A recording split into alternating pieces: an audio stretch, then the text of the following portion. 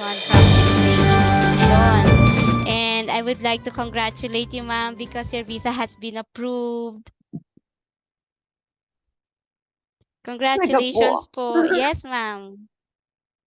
Thank you po. Thank you so much, ma'am. Thank you po talaga sa Ideal Visa. Third Hindi time po is a charm makapaniwala, para ma'am. kay Gina Lynn, Sobrang isang po, dating elementary teacher. overwhelming Matapos po. kasi ang Grabe. dalawang visa Kasi ma'am, refusal, hindi ba alam niyo December naman po 5, yung history ko po 2025, ng natanggap niya ang twice balitang na aprobado visa na ang kanyang refusal. visa patungong Sabi New ko, sana Zealand. sobrang po, overwhelming po. Grabe. Ba alam niyo naman po yung history ko po ng Yes. twice na visa refusal. Pa. Sabi ko, sana ito na yung consultancy na makakatulong sa akin para matupad yung pangarap ko.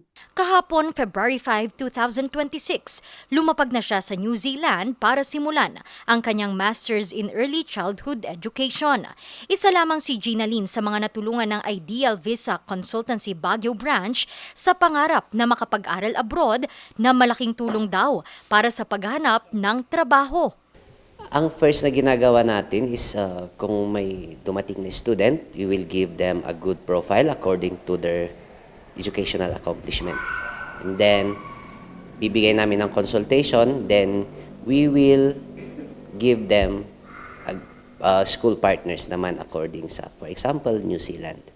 So, pag gusto nila mag-aral sa New Zealand, for example, yung mga caregivers, bibigay natin yan. And then, we will also help them process their documents. May mga partners na universidad ng kumpanya sa iba't ibang mga bansa.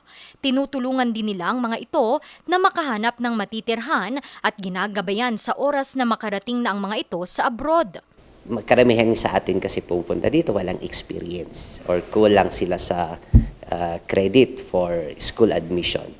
So ang ginagawa natin, we will may mga schools din naman tayo dito. For example, we have different caregiving schools pag hindi sila nakapag-graduate or may mga dairy farming kailangan nila. Pwede naman silang mag-training muna while on the process naman yung application nila. Kasi for example, New Zealand, it takes 6 to 8 months ang processing. So while kumukuha ka ng additional credit mo, you can start your training then. Para mas marami pang matulungan sa pag-abot ng kanilang mga pangarap, sa darating na February 20, isang free consultancy event ang kanilang idadaos sa kanilang opisina sa isang hotel sa Barangay Walhati, Baguio City. Darating din kasi ang kinatawan ng isa sa kanilang mga partner school mula sa New Zealand.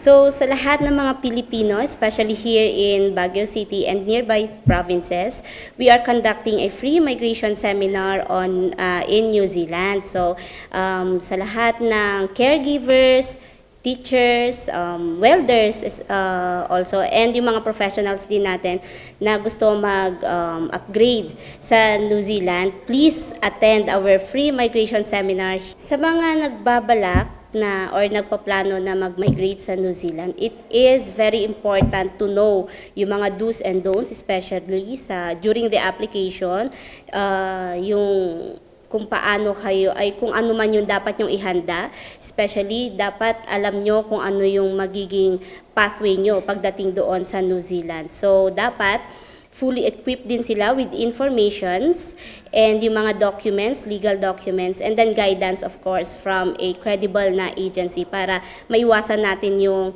scam, maiwasan natin yung refusal ng visa nila because of wrong information. Iba't ibang mga programs ang alok sa New Zealand, kabilang na ang caregiving, early childhood education, welding at iba pa. Magsisimula ang programa ng 2:00 ng hapon. Pwede ang walk-in at meron ding early registration. Bukod sa kanilang opisina sa Baguio, maaari rin silang bisitahin sa kanilang Pampanga branch sa Barangay Baliti, San Fernando City.